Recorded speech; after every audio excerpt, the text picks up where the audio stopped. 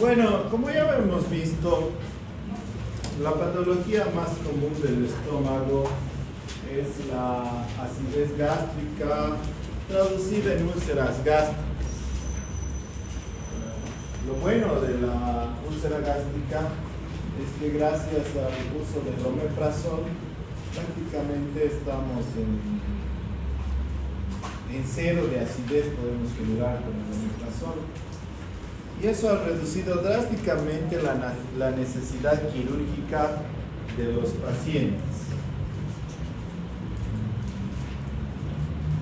Pero no olvidemos que la presencia de úlceras gástricas o de la gastritis como si no solo depende de la acidez, sino también depende del reflujo biliar que puede haber del duodeno hacia el estómago.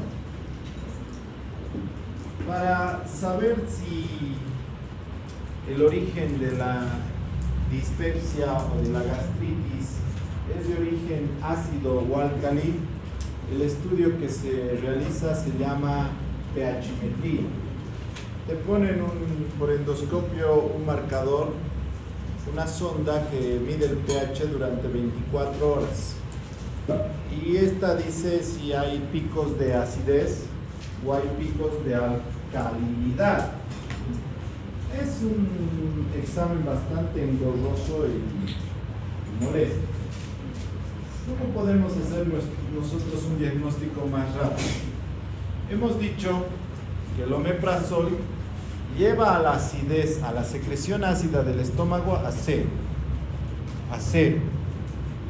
Si hay una persona que tiene acidez, gastritis, toma omeprazol y no le pasa, podemos pensar que puede ser de origen álcali.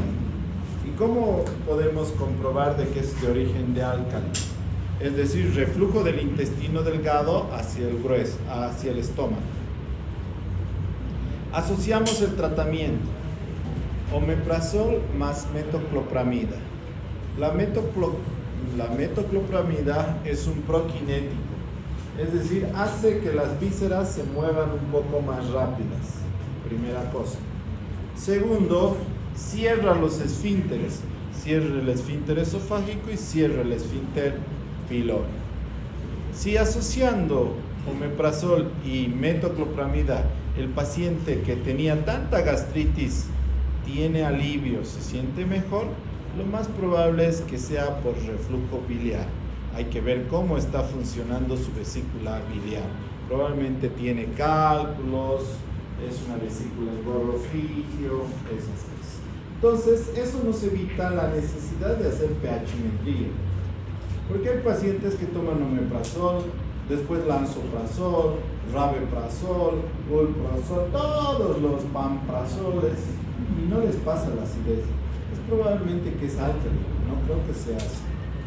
Y esa prueba es súper fácil y sencilla.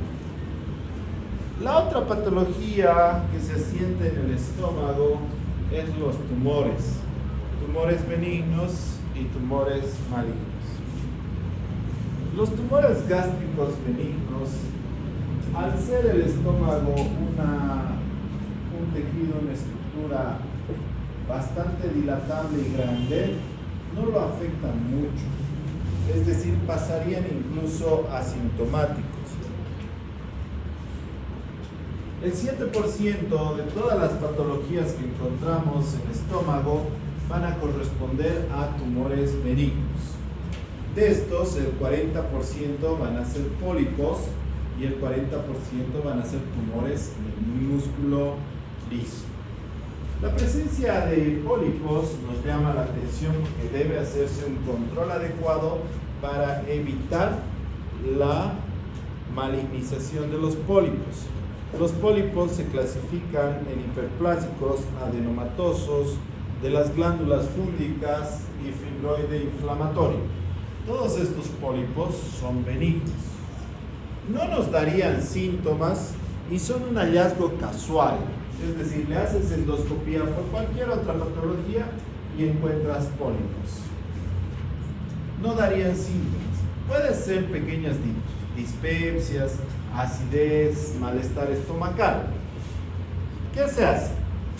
Si el pólipo no da síntomas, y no son muchos ni son muy grandes, solamente observamos.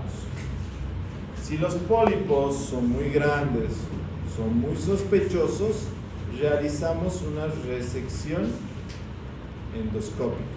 El endoscopio agarramos, lo cortamos, lo sacamos y mandamos a histopatología. No es un procedimiento difícil. Los tumores intramurales del músculo liso normalmente son los tipos de leiomiomas, que se localizan en el antro más del 25% y el resto del cuerpo gástrico en 40%. Clínicamente, los leiomiomas nuevamente dependen de su tamaño y de su localización. Muy poca sintomatología. Sintomatología de dispepsias, sintomatología de malestar estomacal. A veces cuando los tumores son muy grandes o en localizaciones especiales, estos pueden sangrar. Entonces diagnosticamos porque el paciente tiene una hemorragia digestiva alta, baja o sangre oculta en heces. Y entonces nosotros estudiamos y encontramos tumores benignos. El diagnóstico normalmente es accidental.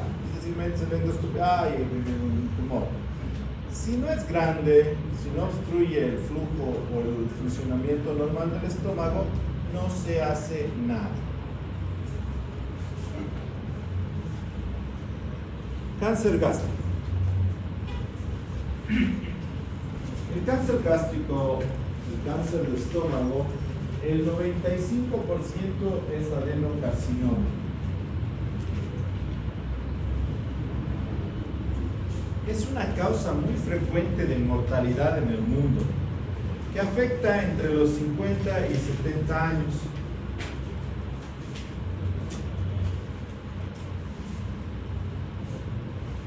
Ha aumentado de incidencia, especialmente por la alimentación que estamos cambiando. La alimentación cambió mucho en 30, 40 años.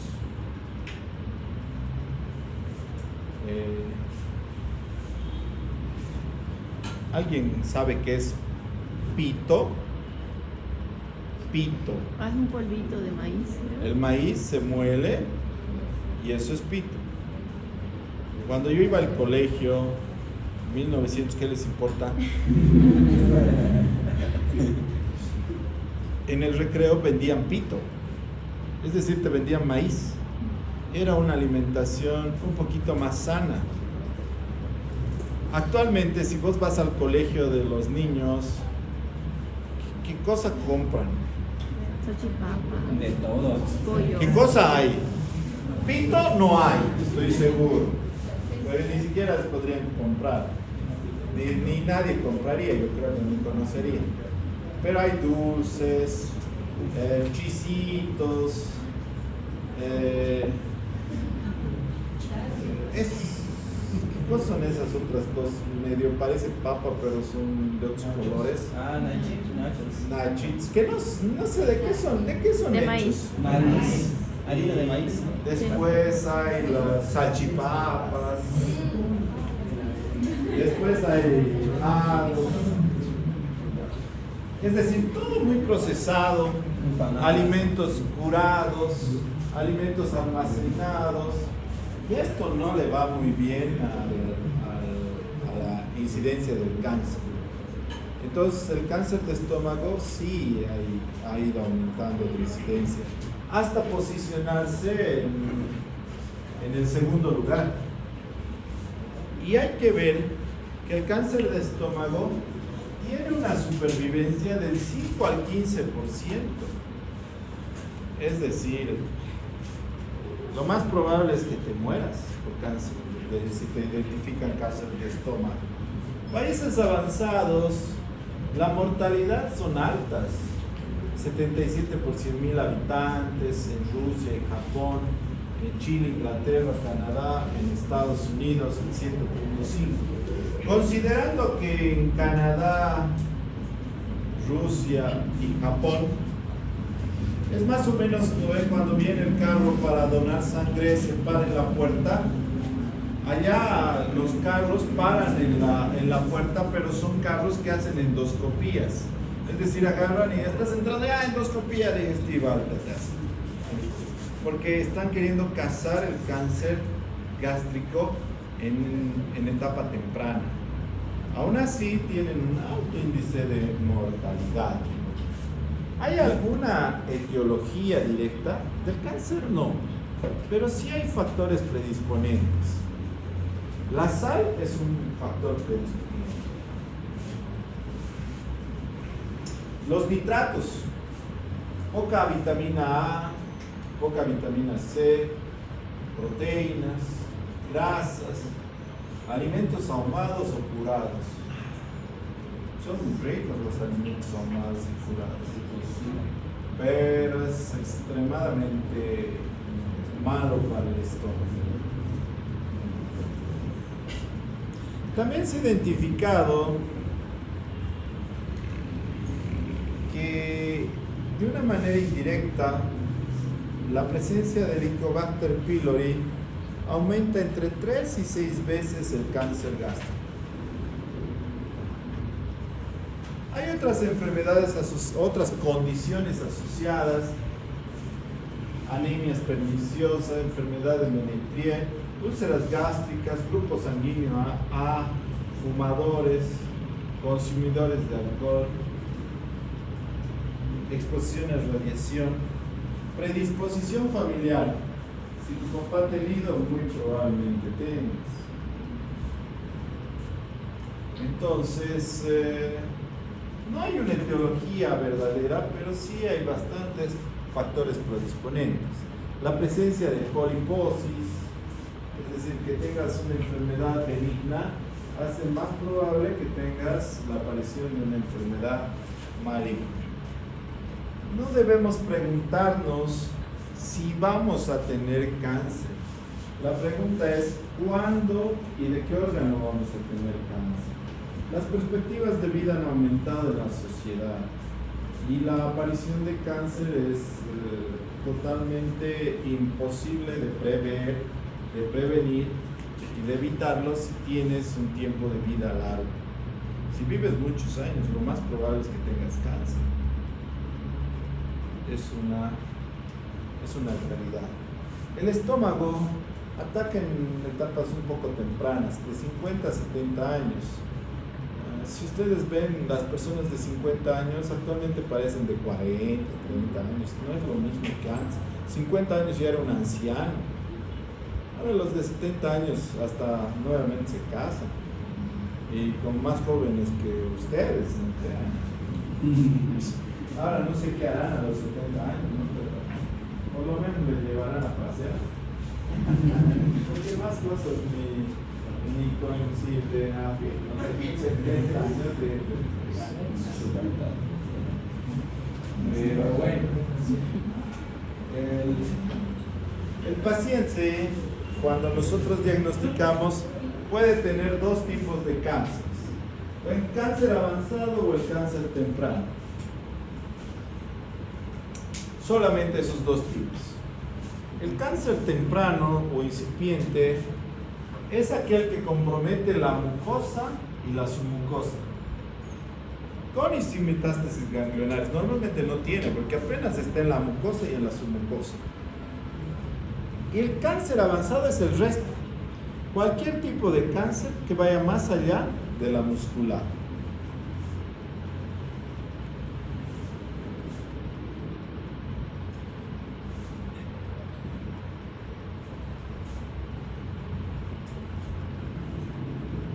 El cáncer gástrico temprano es altamente curable. Yo digo curable. El cáncer gástrico avanzado es de pésimo pronóstico, muy pésimo pronóstico. En el cáncer gástrico avanzado, temprano primero, vamos a ver que hay una clasificación de Murakami que divide. Solamente estamos viendo aquí la mucosa y la submucosa, por si acaso. desde un tipo 1, polipoide, elevado, plano, deprimido y excavado. Si nosotros vemos el polipoide, hasta pasa desapercibido, ¿no? La mucosa hasta me parece normal.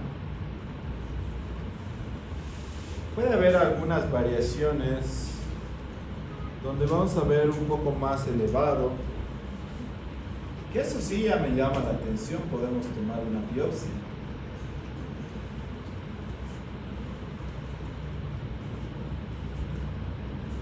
Si ustedes observan en el carcinoma temprano aplanado, es muy muy poco se ve. Y entonces actualmente en las endoscopías usan algunos tintes o luces especiales para resaltar este tipo de cánceres. Entonces obviamente donde no veíamos nada, con un tinte especial ya podemos ver. Estamos hablando de cáncer gástrico temprano. Ya después, cuando es excavado, si ustedes observan, ya obviamente se ve, pero más parece una úlcera, ¿no? Es por eso que todas las úlceras llevamos a biopsia pensando puede ser un cáncer. Mientras el cáncer gástrico avanzado se utiliza la clasificación de Borman. La clasificación de Borman, obviamente con el TNM se puede medir el estadiaje del cáncer, pero hay que entender que la clínica del cáncer gástrico temprano es muy leve. Una dispepsia, una gastritis leve, ni siquiera es una gastritis fuerte. Y listo. Son vagos.